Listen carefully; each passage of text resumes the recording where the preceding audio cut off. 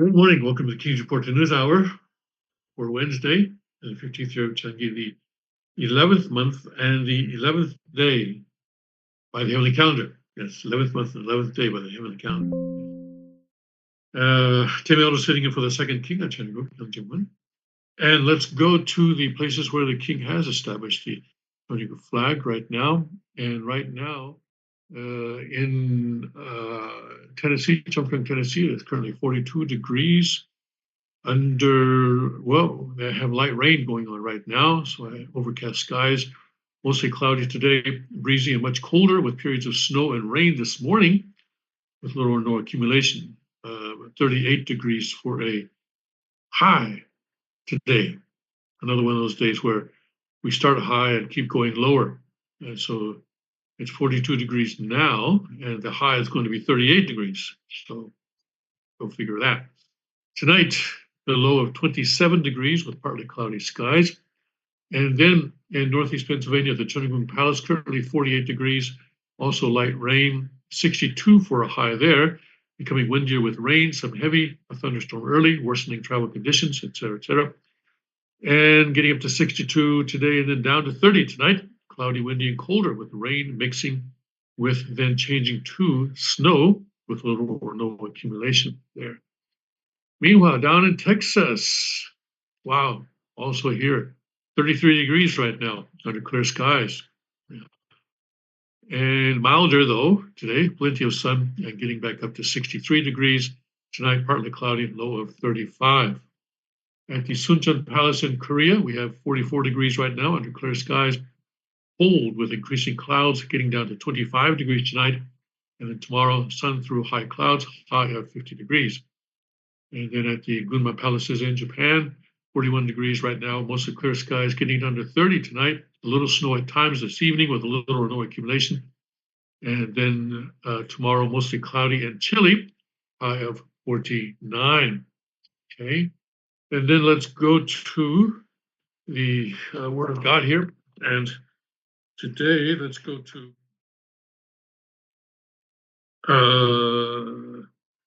life of the person of Chenubu. Here, let's do this one. This is chapter 4. Chapter 4 in this life of the person of Chenubu. Chapter 4, section 2. Chapter 4, section 2. Okay.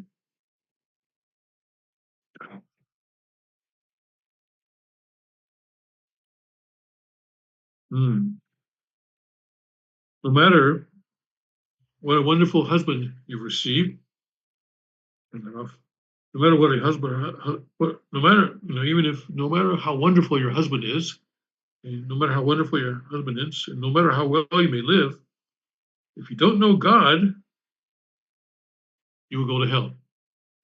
That's what he says. If you don't know God, you will go to hell. You must be registered as a citizen of God. Peksong is a word, when you say citizen of God, that may sound a little bit awkward in English. Haranime Peksong means a person of God, a people that you are among the people of God. Let's say you are among the people of God. Maybe that's the best way to translate it. No matter, even if you are the president of Harvard University, if you are not registered as a citizen of God's kingdom, you will go to hell. All of you who have served as presidents of Harvard University, take note of that.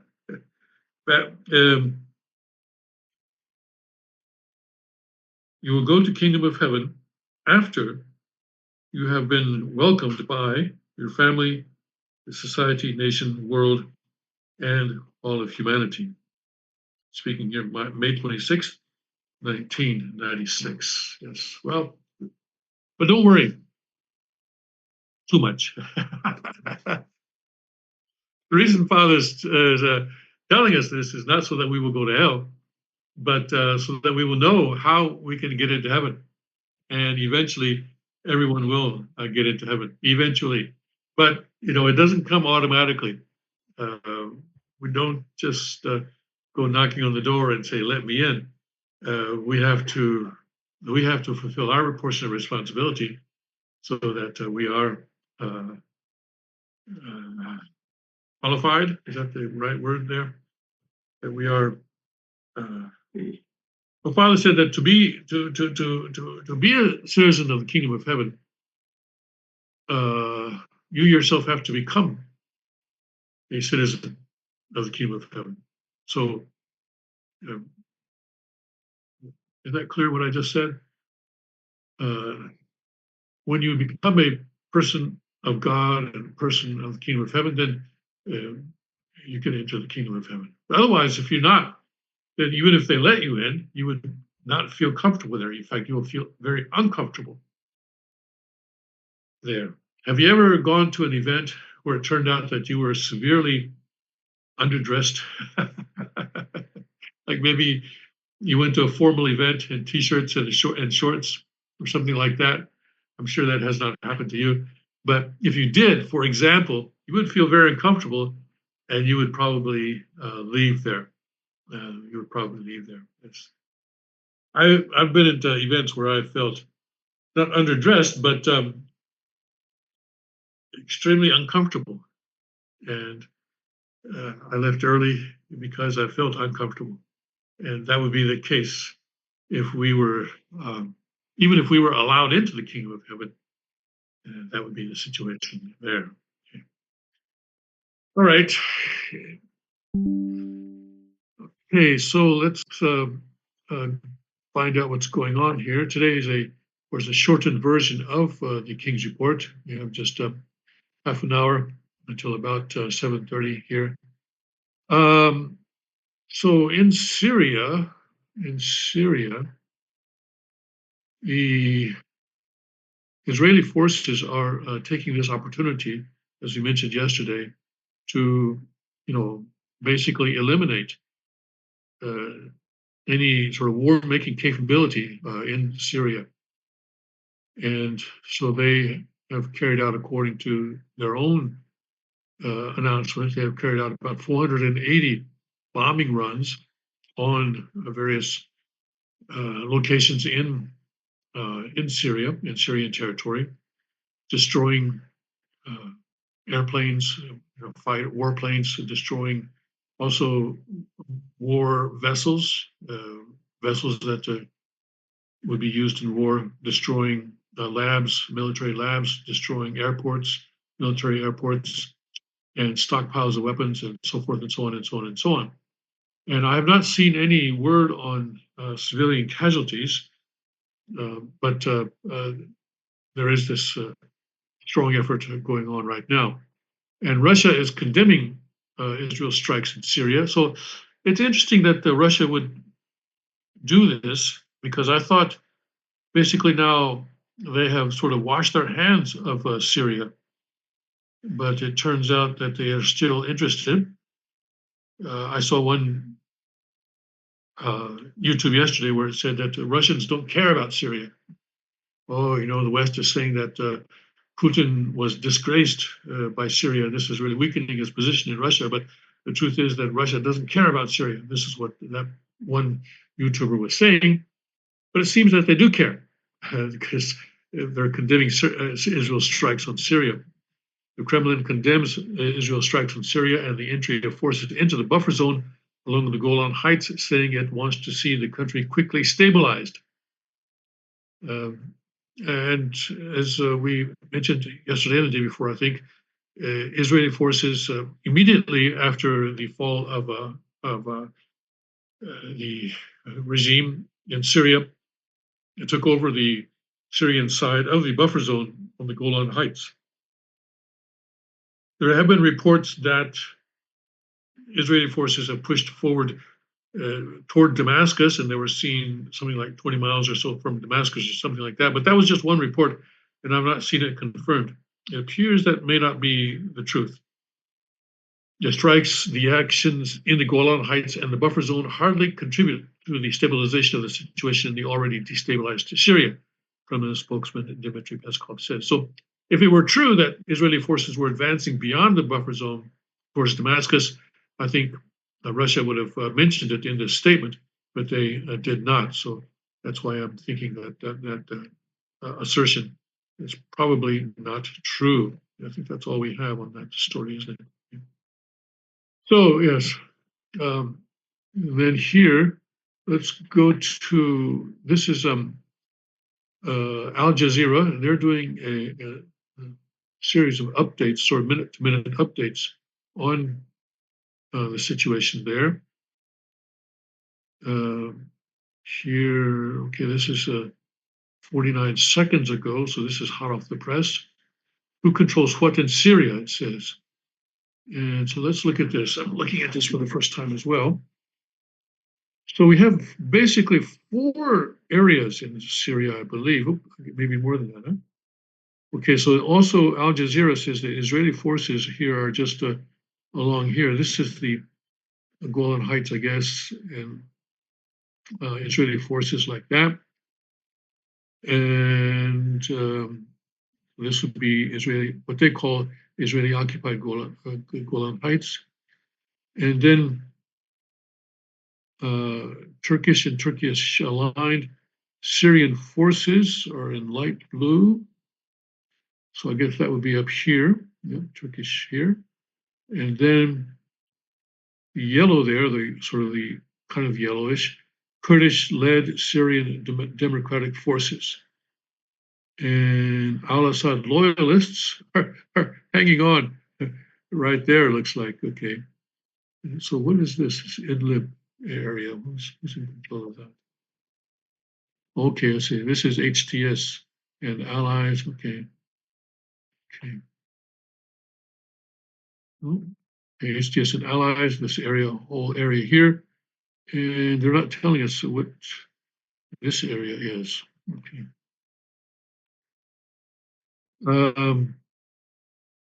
Al-Assad loyalists. Looks like the Al-Assad loyalists are also very close to the Russian ports, or Russian port of Tartus is kind of down here, I think. And in there's an airfield, the Latakia airfield is up here. So it looks like that is the area where the Assad loyalists are currently sort of holed up, it looks like. Now the 900 or so US forces are, I believe, in this area, in the sort of the yellow area.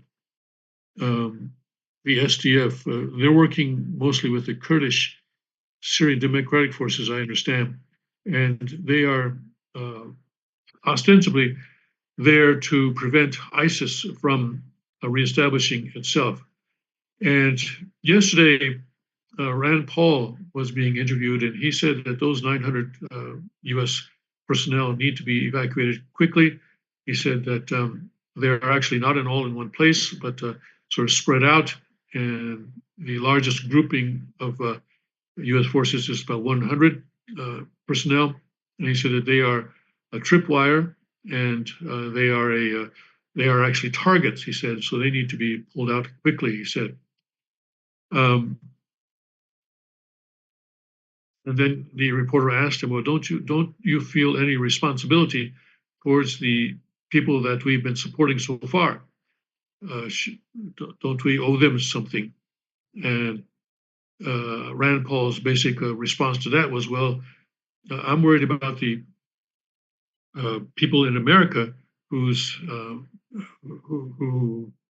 are having to support this through higher taxes and support this through higher inflation and so forth, with the debasement of the currency and so forth.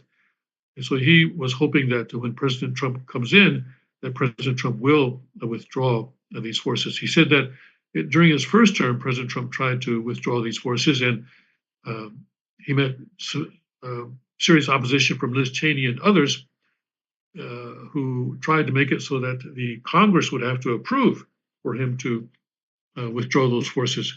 And he pointed out that that actually goes against what the founding fathers intended. The founding fathers said that Congress gets to declare war. Congress declares war And then once Congress declares war, then the president, as the commander-in-chief of the military, is able to move forces around wherever he needs to serve the interests of winning that war. And so he said that Congress does not get to interfere in the president's role as commander-in-chief of the military. And so he said that Liz Cheney and the others who blocked the withdrawal of the 900 troops during President Trump's first term were acting against the Constitution, the opposite of what the Constitution requires or what the Constitution says. So anyway, I'm sure that there will be a lot of discussion about this, but certainly Rand Paul, whose thinking tends to be very much in line with that of the spirit of the Etobicoke Constitution, is calling on this, and so I think we need to look at this very, very closely to see what the effects of that would be. Of course, no one wants, or at least no one, among us wants ISIS to be revived, but is it really good for us to have those 900 of our sons and daughters, brothers and sisters, there in danger in that area? Biden said, when did he say this? That there were no, I'm sorry, was it Harris? I think, was it Harris or Biden? Anyway, one of them said during the campaign, there are no U.S. forces in combat areas. Well, those 900 people are obviously in danger there right now. Tripwire. A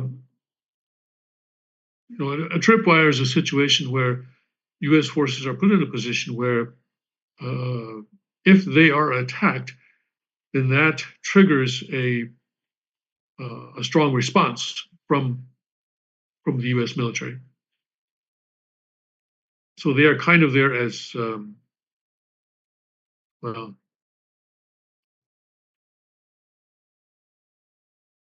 They're in danger. They're in danger. They're in danger.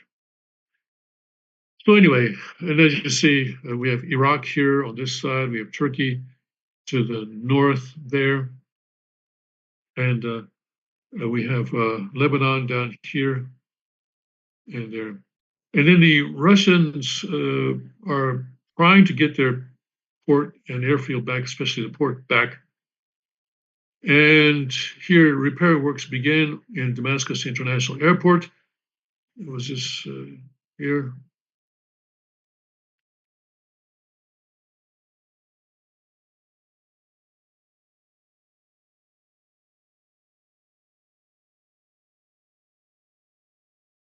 Okay.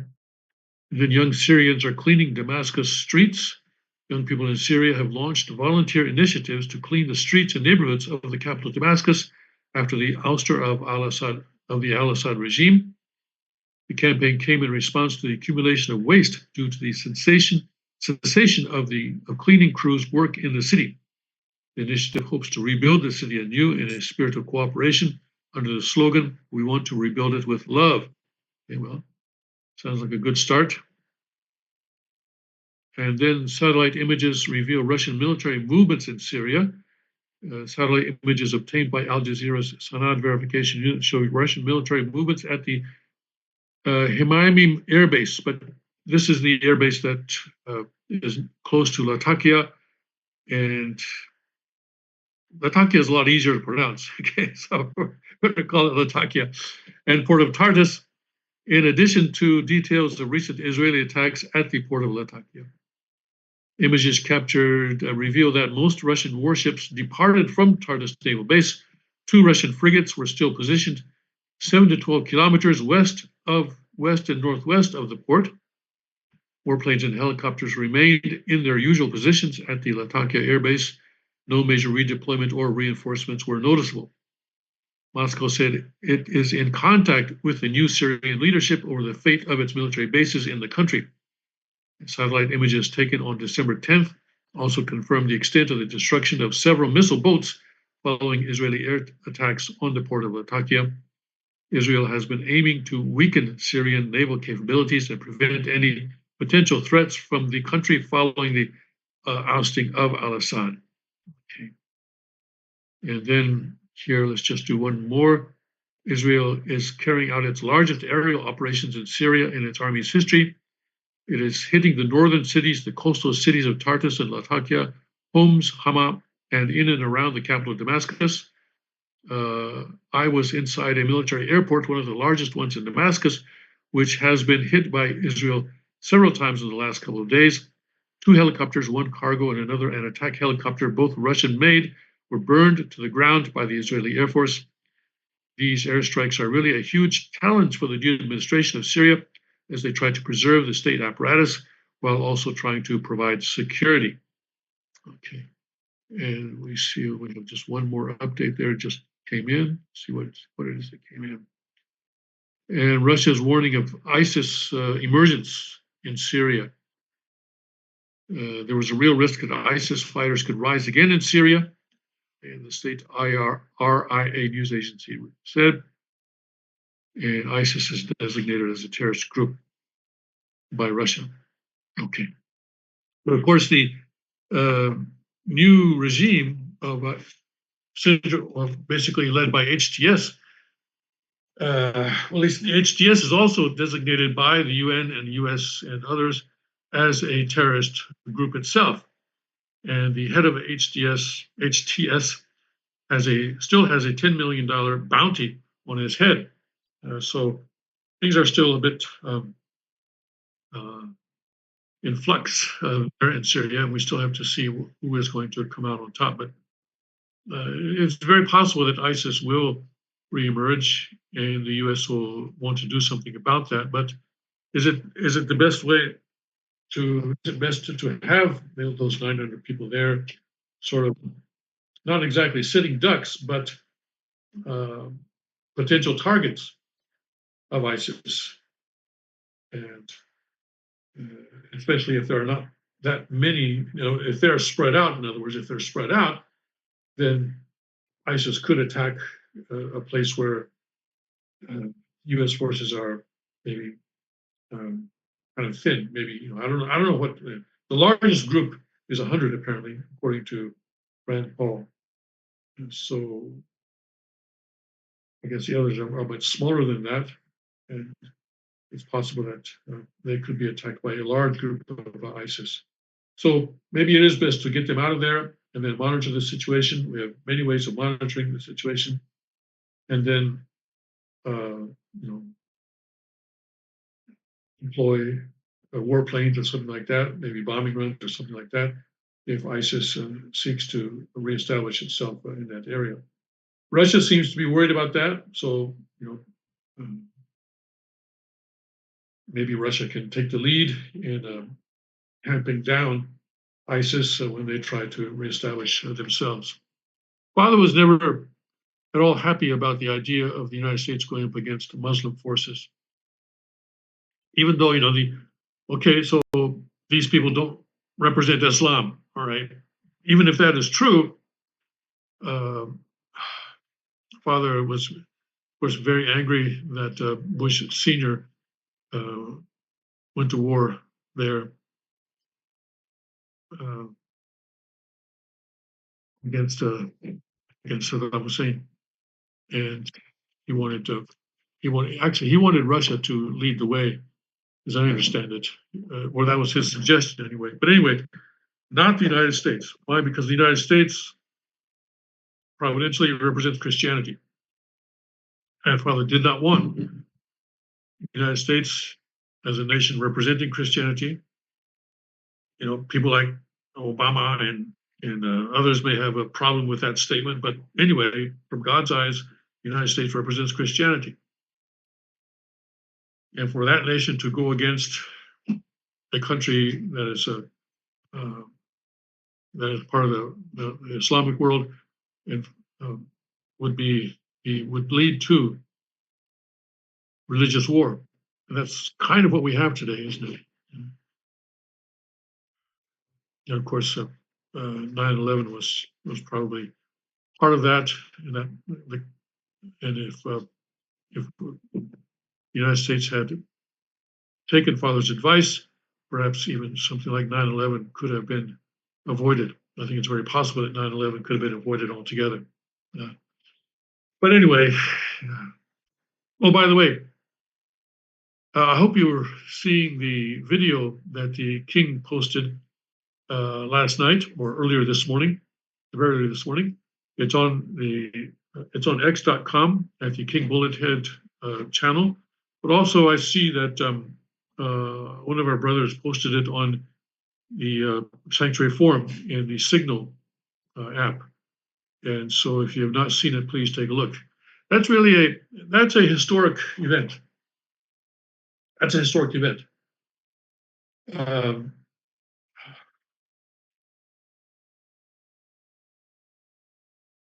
it's parallel, shall we say? It's parallel to the Pope blessing Charlemagne,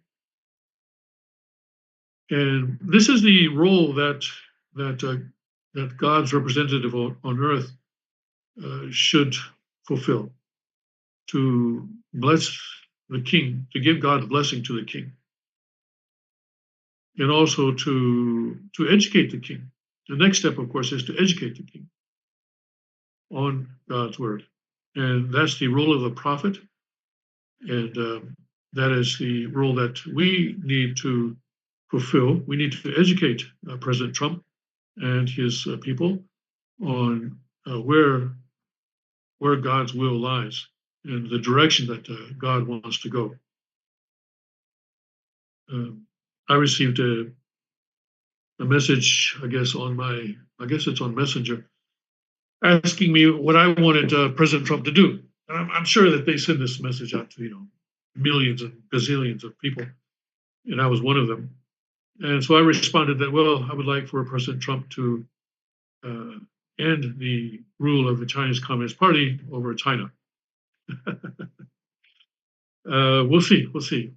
But that's in a very, very small way. I was trying to educate the people around President Trump. I think that would be a great and historic thing for him to do. That would be like the end of the Soviet Union in the early 1990s. Just imagine, in the 1980s, even in the 1980s, we could not have imagined that the Soviet Union would end. And so someone may say, the Chinese Communist Party, they're in there forever and ever and ever and ever and ever. Someone said, a tight grip is not necessarily a stable grip. I heard that recently. A tight grip is not necessarily a stable grip. So the Chinese Communist Party may have a tight grip on China right now. Kim Jong-un may have a tight grip on China right now, but that's not necessarily a stable grip. Oh, I know. This was someone who was talking about the fall of Assad. And he was asked, did you imagine that this could happen? He said, yeah, I did. Because a tight grip does not necessarily mean a stable grip. And the fall of the Assad regime is probably a good example of that. It appeared that he had a tight grip on Syria. Tight. But sometimes it's the tight grip that actually creates instability. And I think that may be actually what China is experiencing right now. All right. Oh, my goodness. It's already time for me to go. I didn't even get to Korea, did I? Okay. We'll have to do it tomorrow. But things are in flux in Korea. Maybe another impeachment vote this coming weekend. They're going to try, the opposition party is going to try and do that. And we'll have to wait and see what happens with that. Okay. Gotta go. See you tomorrow. God bless. Godspeed. May His kingdom come quickly.